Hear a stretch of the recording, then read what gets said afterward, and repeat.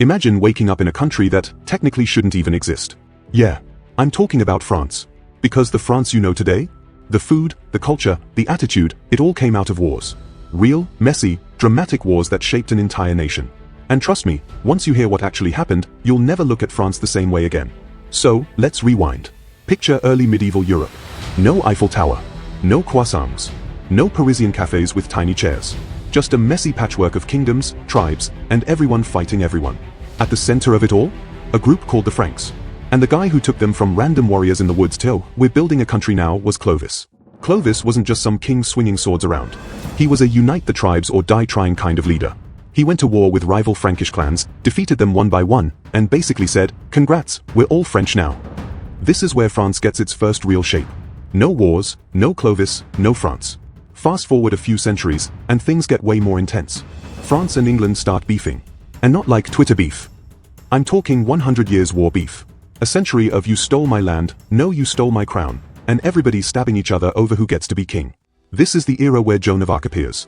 A teenage girl, guided by visions, walks into the chaos and says, "Hey, maybe God wants France to stop losing." People laughed. Then she led armies, and France started winning.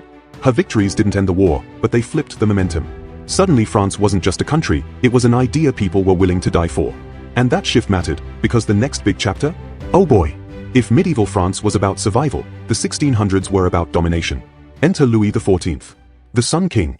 The guy who looked at a swamp and said, "Perfect spot for a palace." Boom. Versailles. But Louis didn't just build shiny palaces. He went to war. A lot. The Franco-Dutch War, the War of the League of Augsburg, the War of the Spanish Succession. This man was basically binge-warring. Why? Because Louis wanted France to be the power in Europe. And honestly, he got pretty close. These wars drained the treasury, cost countless lives, and reshaped alliances, but they also expanded French influence across the continent. By the time Louis was done, France wasn't just a kingdom. It was a superpower. And if you think that's wild, buckle up. Because the next guy in our story makes everybody else look calm. Napoleon Bonaparte. You know him, small dude, big ambition. But here's the twist, he wasn't actually that small. People just exaggerated it because propaganda has always been messy. Napoleon rises from military officer to ruler of France basically through sheer brilliance. And then, he goes to war with, everyone.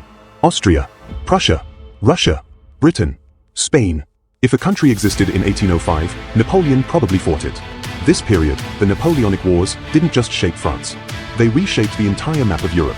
They spread French laws, modern administration, and the idea that people should have rights, not because a king said so, but because they were citizens. That idea outlived Napoleon himself. And that brings us to the final chapter. France doesn't stop fighting after Napoleon. There's the Franco-Prussian War in 1870, a brutal conflict where France gets defeated by a rising German empire. It's embarrassing, it's painful, and it leaves a scar. But here's the crazy part. That defeat becomes the fuel that shapes the France we know today. It leads to huge reforms, modernization, and a new determination to never get caught slipping again. Which matters, because the next global disaster is World War I. France fights in the trenches.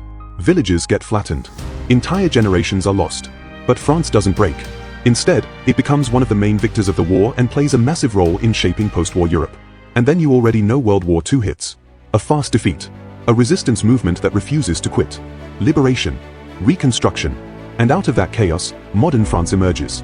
A France with a stable republic, a powerful identity, and a voice that echoes across global politics today. And when you look back at all of this, all the battles, the victories, the humiliations, the comebacks, you start to realize something. France wasn't built in peace. France was forged in fire. Every era, every war, every leader added another piece to the puzzle.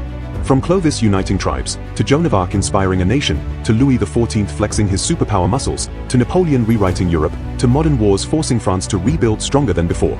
So the next time you hear about France, its art, its culture, its influence, remember this. It didn't appear out of nowhere. It was built, battle by battle, war by war, step by step. And that is the story of the wars that made modern France.